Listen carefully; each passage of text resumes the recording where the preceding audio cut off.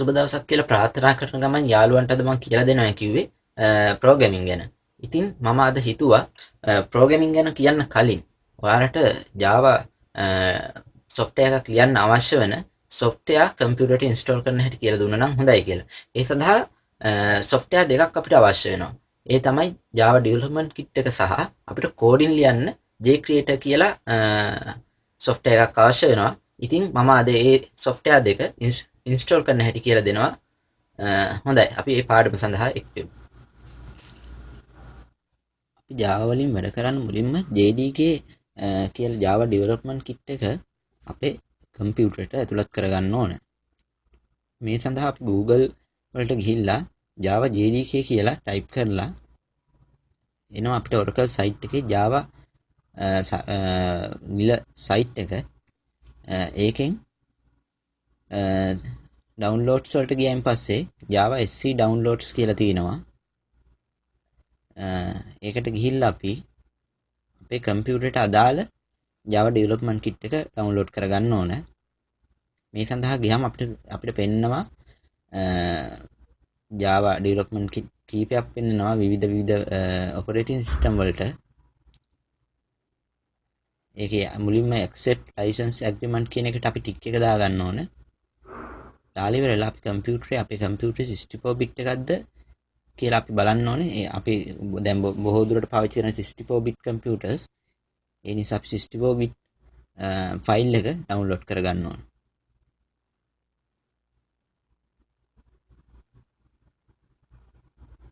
මගේ කම්පියුටරේ දැනට download කරන් තියෙන නිසා මම මේක දැනට මෙතනින් cancel කරලා download එක cancel කරලා දානවා. මගේ download කරපු ෆයිල් එකට මම ගිහිල්ලා ඒක double click කරන්න ඕනේ.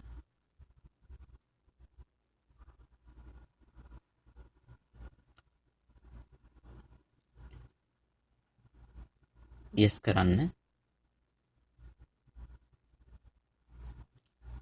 ඊළඟට මුලින්ම අපේ Java development kit එක extract වෙන්න ගන්නවා. මේකත් next කරන්න. අපේ install වෙන පෙන්වන්න ඕන ස්ථානය. ඊට පස්සේ මේ extract වෙනවා.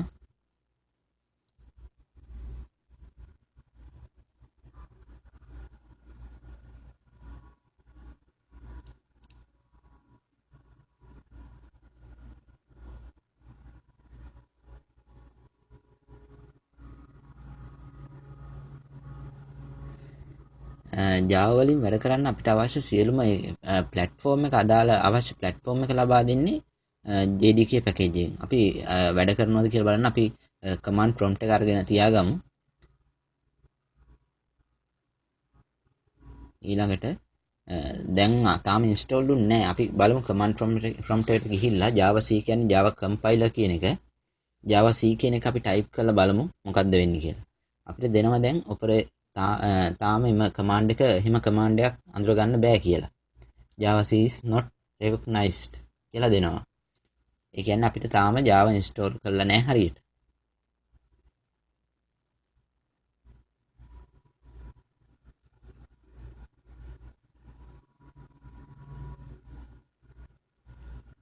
හරි. දැන් Java install වෙලා තියෙන්නේ. නමුත් තවම හරියට අපිට වැඩ කරන්න බෑ. අපි ඒකට path එක හදා ගන්න ඕන. මේක close කරලා දැන් Java install වෙච්ච තැනට යමු. Java install වෙලා තියෙන්නේ program files වල Java කියන folder එකක් තියෙනවා. ඒ folder එකට ගිහිල්ලා දැන් තියෙන්නේ JDK 1.8 එහෙම කීපයක් තියෙනවා. ඒක අපි rename කරගන්න ඕන JDK 1.8 කියන එක JDK කියලා rename කරගන්න ඕන.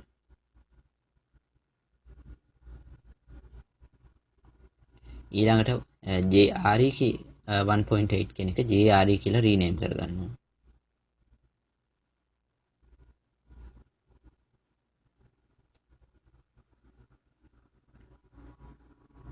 හරි.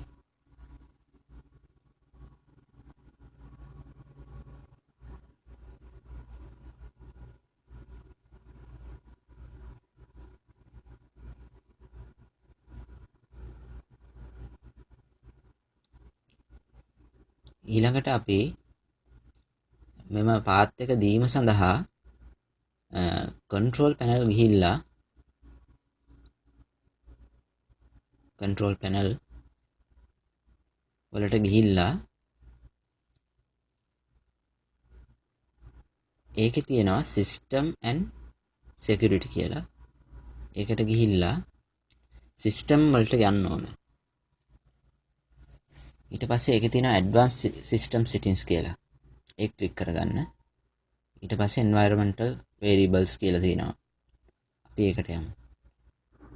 ඊට පස්සේ මෙහි පල්ලා system variables කියන තැන path කියලා එකක් තියෙනවා. path එක edit කරගන්න ඕන. ඒක අපි ඩබල් ක්ලික් කරලා ඒකේ variable value කියන තැනට ඒකේ තියෙන එක මකන්න එපා. ඒකේ කොනටම ගිහිල්ලා අර ඩබල් කමා එක තියෙන්නේ ඒක ටයිප් කරලා අපි JDK කියන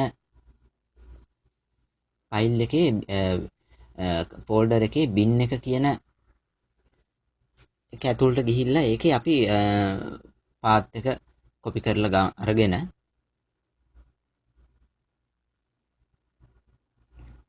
ඒකේ අන්තිමට දෙන්න ඕනේ. නැවතත් අර ඩබල් කමා එක දීලා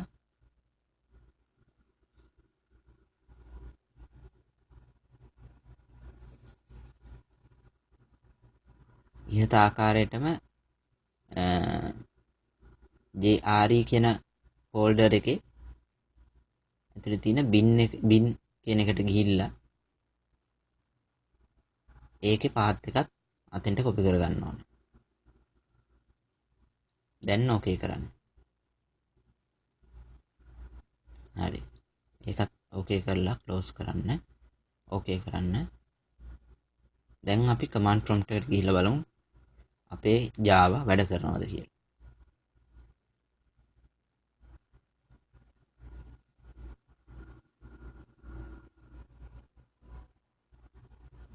හරි. දැන් එනවා ඒකේ තියෙන directories ටික අපිට පෙන්නනවා.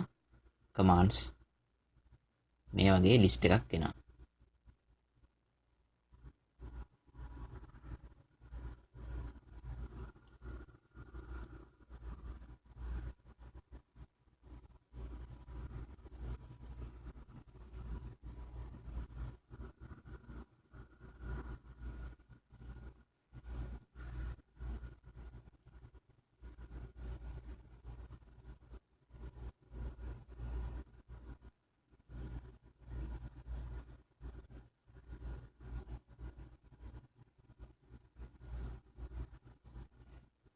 නැවතත් command control panel ගිහිල්ලා system වලට ගිහිල්ලා advanced settings වලට ගිහිල්ලා environmental variables ගිහිල්ලා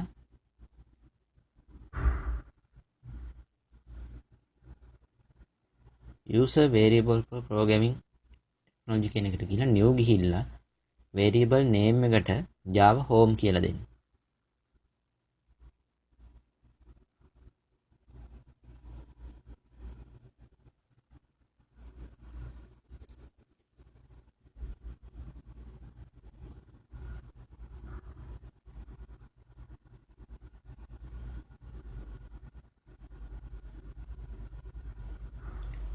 variable values වලට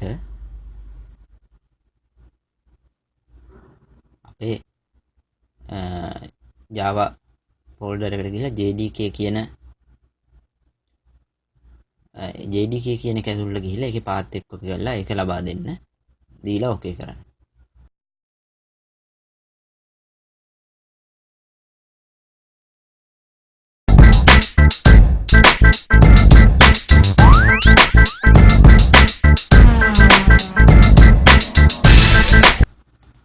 Jcreator install කරගන්න තිරේ දක්වන ආකාරයට මේ වෙබ්සයිට් එකට ගිහිල්ලා ඒකේ Jcreator LE කියන version එක select කරලා name එක හා email address එක දීලා download කරගන්න. ඊට පස්සේ සාමාන්‍ය software එකක් install කරන ආකාරයටම මේ install කරගෙන මෙම තිරේ දක්වන ඉදිරියේදී දක්වන ආකාරයට ඒක optimize කරගන්න.